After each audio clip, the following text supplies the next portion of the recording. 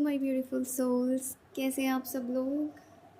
Hope so कि आप सब लोग बहुत अच्छे होंगे। तो जी आज है साल का सबसे पावरफुल पोर्टल 999 ओपन हो गया है। अब इसका मीनिंग क्या है, मतलब आज डेट है 9, मंथ है वो भी 9 है, अगेन सितंबर। और जो ये ईयर है 2025, अगर इसका भी टोटल हम करते हैं तो वो भी बनता है 9, तो 999। ये एक बहुत पावरफुल पोर्टल ओपन हो रहा है, इसको किसी भी तरह से खाली नहीं जाने देंगे हम। देखिए, अब सबसे पहले ये समझते हैं कि पोर्टल होता क्या है। देखो, इट्स लाइक अ गेटवे। अब जैसे कहीं भी हम एंट्री करते हैं तो एक गेट ओपन होता है ना, तो सेम ऐसे ही ये 999 का पोर्टल आज ओपन हो रहा है, ओपन हो चुका है, सॉरी हो चुका है। तो यहाँ पे क्या होता है, कुछ एनर्जीज़ होती हैं, पावरफुल एनर्जीज़, कॉस्मिक एनर्जीज़ होती हैं, फ्रिक्वेंसीज़, ग्रह नक्षत्र, उनकी एक अलाइनमेंट होती है पावरफुल। और ये हर साल अलाइन होता है, डिफरेंट डिफरेंट पोर्टल्स खुलते हैं। जैसे कि पिछले साल की बात करें तो पिछले साल 888 पोर्टल ओपन हुआ था, क्योंकि वो था आपका ईयर कौन सा, 2024। ठीक है, तो वहाँ से 8 बन रहा था, 8 अगस्त 2024 को आपका 888, जिसको लॉयंस गेट पोर्टल भी बोलते हैं, तो ये आपका पोर्टल ओपन हो रहा था। सेम वे में आपका अब 999 हुआ है। अब देखिए यहाँ क्या होता है, जैसे ये जो भी इवेंट्स होते हैं, जब कोई पोर्टल ओपन होता है, कुछ चेंजेस होते हैं, हमारे एस्ट्रोनॉमिकल चेंजेस होते हैं और अदर चेंजेस होते हैं। इसका इम्पैक्ट हमारे ऊपर भी, हमारी एनर्जीज़ के ऊपर भी पड़ता है, क्योंकि ये बहुत पावरफुल होते हैं। और बात अगर हम 9 नंबर की करते हैं तो 9 नंबर तो वैसे भी बहुत ही सेक्रेड नंबर माना जाता है। और इसके तो डिफरेंट डिफरेंट एग्जांपल्स हैं कि 9 ग्रह, ठीक है, 9 नक्षत्र, 9 देवियाँ, 9 नवरात्रे हैं हमारे। बहुत सारी चीज़ों से हम 9 नंबर को एसोसिएट करते हैं, है ना। अब इसमें होता क्या है, 9 नंबर जो होता है वो होता है कंप्लीशन का। अब देखो, जैसे आप काउंटिंग भी देखते हो 1 to 9 की काउंटिंग, तो 9 पे आकर एंड हो जाता है। अब वापस जब हम 10 लिखते हैं तो हम कोई नया नंबर यूज़ नहीं कर रहे हैं, हम 1 और 0 के कॉम्बिनेशन से 10 बना रहे हैं, 11 बना रहे हैं, 12, 13। तो ऑलरेडी हमारे जो नंबर है उन्हीं के कॉम्बिनेशन से फिर नेक्स्ट नंबर जनरेट होता है। तो 9 नंबर ये क्या है, एंड का नंबर है, ये काउंटिंग की एंड हो रही है, तो ये हो गया कंप्लीशन। तो यहाँ पर भी क्या है, एंडिंग होती है हमारी कार्मिक साइकिल्स की, एक न्यू बिगनिंग होती है, न्यू साइकिल स्टार्ट होती है। तो हम सब लोग यहाँ कुछ ना कुछ रिलीज़ कर रहे होते हैं, कुछ ना कुछ हम छोड़ रहे होते हैं, एक न्यू बिगनिंग का नंबर इसको हम मानते हैं। और फिर जी 9 नंबर है किसका, मार्स का, यानी कि मंगल का। ठीक है, मंगल ग्रह जिसकी बहुत फायरी एनर्जी होती है, बहुत एग्रेसिव नंबर माना जाता है। और वो हमें, अगर हम कायदे से देखें तो ये जो 2025 है, हम इस साल की एनर्जी को भी देख सकते हैं कि इस साल की इवेंट्स कैसे रहे हैं। अगर आप ऑल ओवर द वर्ल्ड नज़रें घुमा के देखेंगे तो जो जो इवेंट्स हमारे साथ हो रहे हैं, कहीं बाढ़, कहीं भूकंप, मतलब यहाँ पे पूरा इम्पैक्ट है उस 9 नंबर का, है ना। अब देखिए, बहुत से लोग कहते हैं जी हम तो नहीं मानते इन चीज़ों को, हम ये सब नहीं मानते हैं। अब बात ये है कि आपके मानने या ना मानने से जो ये चेंजेस हो रहे हैं ना, इन पे कोई असर नहीं होने वाला है। जो इम्पैक्ट्स होते हैं वो एज़ इट इज़ ही होंगे, कोई फ़र्क नहीं पड़ता कि हम मान रहे हैं या नहीं मान रहे हैं, या हमें पता ही नहीं है उसके बारे में। फॉर एग्ज़ाम्पल आप देखिए, एक हम लोग पढ़ते हैं, ठीक है, हम बुक्स वगैरह पढ़ते हैं, हमें सारी चीज़ें पता है, हमें ग्रेविटेशनल फोर्स का पता है, ग्रेविटी का जो रूल होता है कि हम कोई भी चीज़ को ऊपर फेंकते हैं तो वापस वो उस फोर्स से नीचे आएगी, है ना।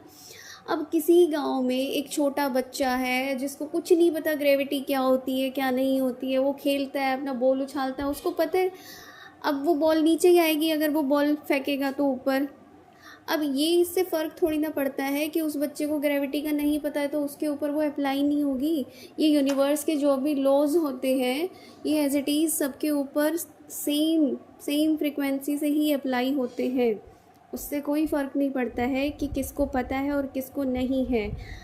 तो यहाँ पे भी यही चीज़ होती है। अच्छा देखिए, जब सोलर फ्लेयर्स आती हैं, ठीक है। सोलर फ्लेयर्स जिनको पता नहीं है, सूर्य के तूफ़ान हिंदी में बोले तो, उस पे भी तूफ़ान आते हैं। बहुत लोगों को पता भी नहीं होता कि जी सूरज पे भी तूफ़ान आते हैं। हम इतने लाखों मील वो हमसे दूर है, हमारे ऊपर क्या इम्पैक्ट पड़ता होगा जब उसकी देखो सूरज की एनर्जी रोशनी हमारी धरती तक पड़ रही है, तो वहाँ पर जो इम्पैक्ट होंगे, जो भी चेंजेस होंगे, तो क्या यहाँ पर उसका असर नहीं होगा। तो सोलर फ्लेयर्स जब आते हैं ना, इतनी हाई एनर्जीज़ होती हैं, इतनी हाई एनर्जीज़ होती है कि उस टाइम पे जो हमारे कंप्यूटर सिस्टम्स भी होते हैं उनको भी बंद करना पड़ जाता है। वो मतलब उनका एल्गोरिदम चेंज हो जाता है। शेयर मार्केट हो गई, वहाँ पे इतनी हाई फ्रिक्वेंसी होती है कि शेयर मार्केट तक को बंद कर जाना पड़ता है। पूरा एल्गोरिदम चेंज करके रख देती हैं, क्योंकि वो ये जो इलेक्ट्रॉनिक डिवाइसेस वगैरह होते हैं बहुत ज़्यादा इम्पैक्टेड होते हैं इन सोलर फ्लेयर्स से। तो देखिए, जो भी एस्ट्रोनॉमिकल इवेंट्स हो रहे हैं, आप उनको जानते हैं या नहीं जानते हैं, आपकी नॉलेज में है या नहीं, आप माने या ना माने, उनका सारा इम्पैक्ट हमारे ऊपर होता है। तो ये जो चीज़ें जो हो रही है ना, चेंज, इस चेंज को हम अपने लिए पॉजिटिव वे में यूज़ कर सकते हैं। अब जनरली होता क्या है ना, ऑकल्ट साइंस में लोग बिलीव नहीं कर पाते, और उनकी भी गलती नहीं है, क्योंकि ये बहुत हद तक देखा जाए ना इमोशनल, हमारी जो इमोशनल फ्रिक्वेंसीज होती है उसके ऊपर बेसिस होते हैं। कोई लॉजिकल इवेंट्स, लॉजिकल उनको नहीं अगर आंसर मिलते हैं तो नहीं उस पर बिलीव होता है। तो यहाँ मैं आपको जो भी शेयर करूँगी उसको प्रॉपर लॉजिकल वे में आपको एक्सप्लेन करके शेयर करूँगी, इसलिए मैंने ये चीज़ें एसोसिएट करी, ताकि आपको समझ में आए कि भाई जो घटनाएं हो रही हैं इस यूनिवर्स में, या फिर एस्ट्रोनॉमिकल लेवल पर, या किसी भी एनर्जी के लेवल पर, उसका पूरा पूरा इम्पैक्ट होता है। नंबर्स का तो वैसे भी इम्पैक्ट होता ही है। आप सोचिए, आप किसी डेट को पैदा हुए हैं, 11, 12, 13, 14, कुछ भी हो सकता है, आप उसको डिनाई थोड़ी ना कर सकते हैं। आप उस नंबर की एनर्जी को अपने साथ लेकर चल रहे हैं। अब देखिए, कोई भी डेट होती है, अब मैं ये तो नहीं कह सकती कि मैं तो डेट को मानती नहीं जी कि मैं 18 को पैदा हुई हूँ, 18 मतलब कोई डेट ही नहीं है।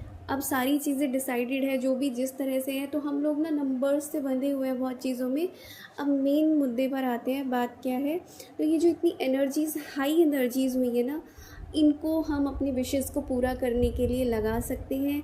आप अपनी कोई भी प्योर इंटेंशन कहिए या विश कहिए, उसको आप पूरा कर सकते हैं आज के दिन। इस दिन को मतलब खाली बिल्कुल ना जाने दें, अपनी विश को आप पूरा कर सकते हैं। उसको राइट डाउन करें। मैं आपको कुछ टेक्निक बता देती हूँ, जैसे कि आप 369 वाली टेक्निक, निकोला टेस्ला जो बहुत बड़े साइंटिस्ट रहे हैं, वो टेक्निक आप यूज़ कर सकते हो। अभी इसमें तो मैं एक्सप्लेन नहीं कर पाऊँगी, क्योंकि वीडियो ऑलरेडी बहुत लंबा हो जाता है।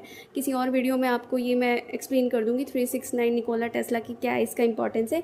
आप यहाँ क्या कर सकते हो, अपनी विश को, कोई भी प्योर इंटेंशन जो आपने लिया है, उसको 3 टाइम्स लिखेंगे आप, ठीक है, 3:33 पर।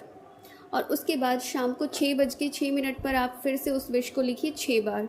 और रात के 9:09 पर, और उस विश को आप फिर से 9 टाइम्स आप लिखेंगे प्रॉपर। अगर रेड पेन आपको मिल जाता है तो बहुत बेस्ट है, ठीक है। और एक येलो पेपर, रेड पेन से आप अपनी विश को लिखिए 3 टाइम्स, 6 टाइम, 9 टाइम्स। कोई एक विश आप लेंगे, उसमें चेंज नहीं होगा, और पूरे ग्रेटिट्यूड के साथ लिखेंगे, प्रेजेंट टेंस में लिखेंगे कि वो विश आपकी पूरी हो चुकी है। फॉर एग्जांपल, मुझे एक कार चाहिए, मेरी विश है, बहुत हार्टली डिज़ायर है कि भाई मुझे तो ये गाड़ी चाहिए। और एक चीज़ और ध्यान रखेंगे, जितना स्पेसिफिक हो सकते हो आप अपने उसके लिए, विश के लिए, उतना स्पेसिफिक रखिए।